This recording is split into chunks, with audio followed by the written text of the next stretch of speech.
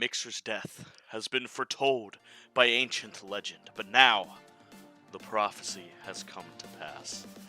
Mixer is gone.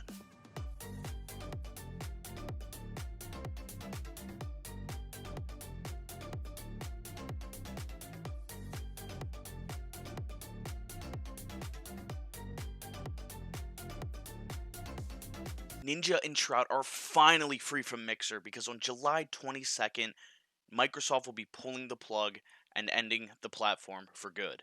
For many, the sudden cancellation of Mixer came as a shock. Heck, not even the staff knew about it. Yikes. However, Mixer's cancellation brings up three big questions regarding the future of streaming. One, what exactly led to Mixer's downfall? Two, what will happen to Shroud and Ninja? And three, how will we prevent this in the future? Although it may have come as a surprise, we should have seen this coming from a mile away. The reason that Mixer failed is no one was really watching it, and Microsoft failed to do anything productive to fix the problem. Now, you might be saying, but Mixer bought Ninja and Shroud. And to that I say, waste of money. It was a $40 million mistake. And here's why. Mixer didn't have a large platform whatsoever. The marketing of Mixer failed to encapsulate many genuine viewers or draw in a real crowd of any kind. When Mixer bought Ninja and Shroud, all they really bought was a small portion of each of their audiences and a small amount of publicity. Now, I'm going to say it right now, I just despise Microsoft because they have a tendency to go through the metaphorical Walmart that sells tech companies and just buy every shiny little company they can get their hands on. And more often than not, they play with it for a little while, maybe put it on a shelf for a bit, and then they throw it out. I mean, just look at RaReR. RaReR was legendary. GoldenEye, Banjo-Kazooie, Conker's Bad Fur Day, all great games. Microsoft bought them, and they were relegated to making Kinect games for years. They were finally given a chance to shine with Sea of Thieves, only for it to be really mediocre at launch, which, giving them credit, they did improve the game since then, and it's much more in depth now. There's a lot more to do. But that's like the only time that Microsoft truly utilized the creative side of RaReR. They also made Banjo Nuts and Bolts, which is considered to be the worst Banjo game of all time, and some don't even consider it a Banjo game. Microsoft also bought Mojang and created what is objectively the worst version of Minecraft, the Bedrock Edition, which is full of disgustingly bad microtransaction and straight up missing features from the previous console port by 4J Studios. The only saving grace of that version of Minecraft is the cross-platform, which is the sole reason that I play it, because most of my friends are on Xbox. And Mojang still is doing their thing. 1.16 looks amazing. I'll give them that, alright? Microsoft hasn't touched that creative side of Mojang.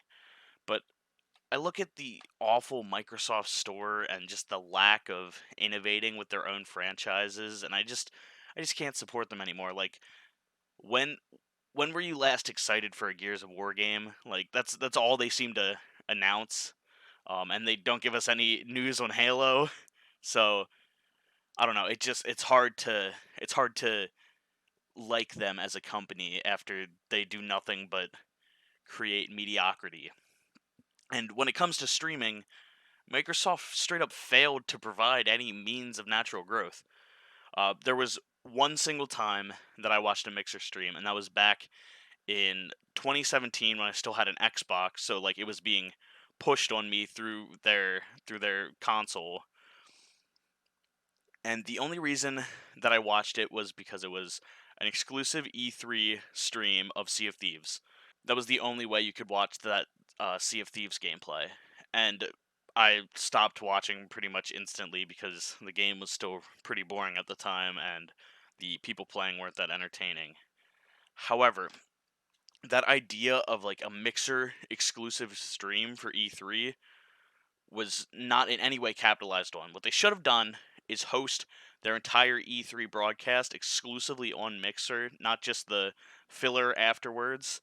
Then they could promote Mixer um, through E3 and then tell the streamers on Mixer, hey, you should talk about E3 because then they'd keep that E3 audience and like the hype videos would all be through Mixer. So you'd be gaining that capital and you'd be letting those streamers get a voice and those streamers grow a community and that would grow the audience. But they never did anything close to that. And since they bought Shroud and Ninja, they should have used them to their advantage instead of just having them be an accessory like, oh, exclusively on Mixer. They never did anything with Ninja and Shroud. Like they could have had Shroud play like early versions of Halo, like a level from Halo that they had completed, like the new Halo Infinite game. They could have done that.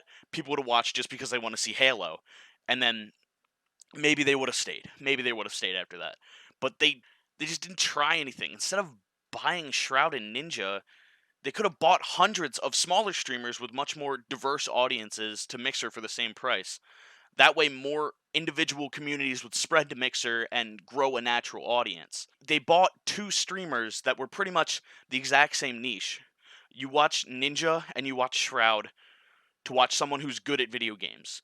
But they missed out on one of the greatest appeals to streaming, which is the community element, which is the creativity. Like, um, comedy channels, music channels, none of that.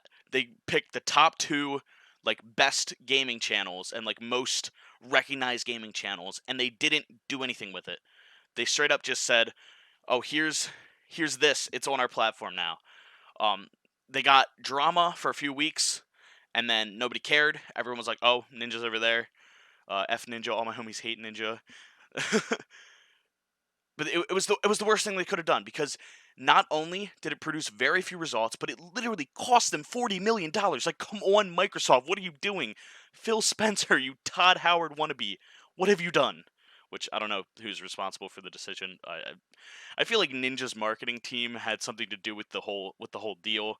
Um, because Ninja's all about like getting his brand out there. I talked about that in my last video if you want to check that out. But I think the reason that they decided to actually pull the plug is that little marketing stunt, that little $40 million marketing stunt failed.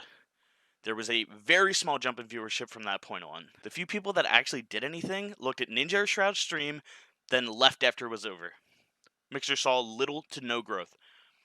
And as Microsoft tends to do, it gave up, left Mixer to die. Now, where does this leave Ninja and Shroud? Aside from what the thumbnail may make you think, Ninja and Shroud are walking away with the best possible deal that they could have gotten. They have to receive the full amount of their contracts upon Mixer's cancellation, meaning Ninja walks away with 30 mil and Shroud walks away with 10 mil. Then they go back to Twitch. They literally pick up right back where they left off, and they use their free agent status to leverage a deal with Twitch, giving them even more cash money. All right? This is literally the greatest deal in the history of streaming. Ninja and Shroud are in the best possible position right now. Like nobody can compete. They have all the cards in their hands. They have a full house, royal flush. They're done. They're done. They don't need to lift a finger. They're fine.